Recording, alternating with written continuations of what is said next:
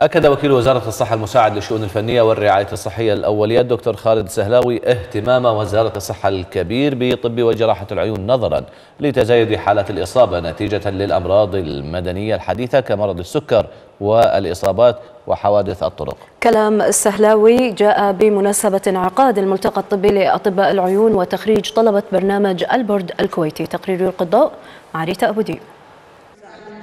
تخرج أول دفعة للبورد الكويتي في طب وجراحة العيون تشكل لبنة أساسية في تحسين الخدمات الطبية عموما، لا سيما في مثل هذا المجال الطبي الحيوي الهام، مجال طب وجراحة العيون.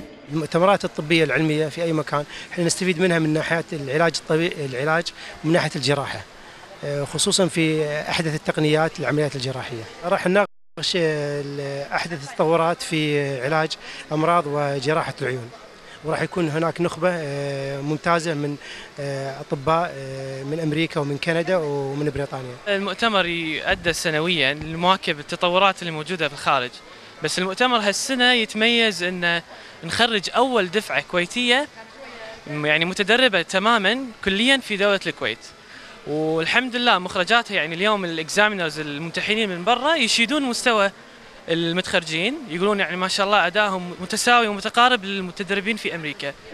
وزارة الصحة لا تألو جهدا في توفير بنية تحتية مهمة كالمراكز الصحية تقوم من خلالها بالتشخيص وإجراء العمليات التخصصية الدقيقة مثل عمليات القرنية والتهاب العيون المزمنة وعمليات الماء الأبيض وغيرها. أنشأت وزارة مركز البحر للعيون كمركز طبي متخصص يقدم خدمات على مدار الساعة، ويقوم أطباء بالتشخيص وتقديم العلاج وإجراء العمليات التخصصية الدقيقة مثل عمليات القرنية والتهابات العيون المزمنة والعمليات الدقيقة.